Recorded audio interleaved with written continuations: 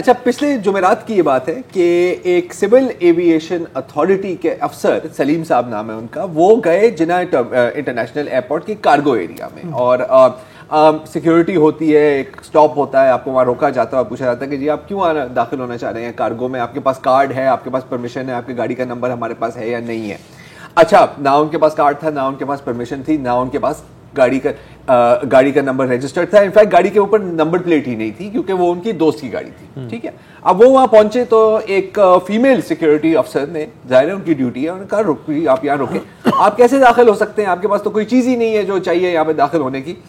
तो सलीम साहब, अब कोई अगर नॉर्मल इंसान हो वहां पर तो ठीक है, शायद थोड़ा सा गुस्से हो के आप जानते हो मैं कौन हूं, और उसके बाद कहेगा कि चलो सही है यार, मैं असली गाड़ी में आ जाता। तो सलीम साहब ने ऐसा कुछ नहीं किया। सलीम साहब को जब पता लगा कि जो सिक्योरिटी अफसर हैं, जो खातून थी समीना मुश्ताक, वो ईसाई हैं, क्रिश्चियन हैं, तो उन्होंने कहा कि तुम्हारे, अगर तुम मेरी गाड़ी यहाँ पर रोकी तो मैं आपके ऊपर तौहीन मजहब और तौहीन रिसालत का केस करा दूंगा, और फिर मौलवी आकर तुम्हें कत्ल कर देंगे। जी अच्छा, बदकिस्मती से ये पहले तो मैं इस खातून को सलूट पेश करना चाहता हूँ। हाँ, बड़ी हिम्मत की बात है, बड़ी हिम्मत की बात है, अच्छी बात है। और ये देखें, मोबाइल फोन साथ था सर, बहुत काम आ गया, इससे बहुत बड़ा फर्क पड़ा है। अच्छा, अब बदकिस्मती से ये कोई नई बात नहीं है, इस तरह के 1000 केसेस जानते हैं जिसमें इस तरह के इल्ज़ाम लगाते हैं और लोग कत्ल भी हो जाते हैं। सबसे पहले तो आसिफ अली जरदारी साहब ने इसका नोटिस किया, कहा कि जी,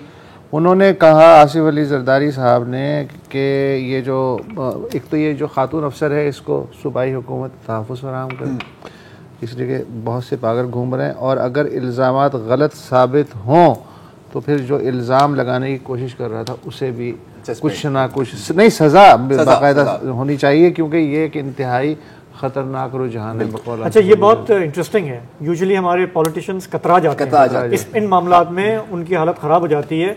सो ये बहुत इंटरेस्टिंग है और ये इसको सराहना चाहिए। अच्छा, सराहने की आपने बात की तो मौलाना ताहिर अशरफी साहब का भी एक बयान आया है, एक वीडियो पैगाम आया है उन्हें अपनी सोशल मीडिया पर भी, और वो भी कोई नरमी नहीं दिखा रहे इस केस में। एक और है कारी ज़ियाउल्लाह सियालवी साहब, और मेरा ख्याल है कि अगर हाँ, वो कोई चेयरमैन है दिफाए खत्म नबूवत काउंसिल और उलमा अमन काउंसिल के, वो भी वहाँ पहुंचे, वो वहाँ मौके पर एक और आलिम के साथ, मौके पे पहुंच के एक और आलिम के साथ। ये बात तो जैसे आपने कहा ना कि सिर्फ सियासतदान नहीं, उलमा इकराम और ये ज्यादा खुल के बात की है, खुल के बात की है, वीडियो में बात, झूठे इल्जामात के खिलाफ लोग उठें, बोलें। अच्छा, अच्छी बात ये हुई कि उनमें इसकी जो बंदा था उसको मुअत्तल किया।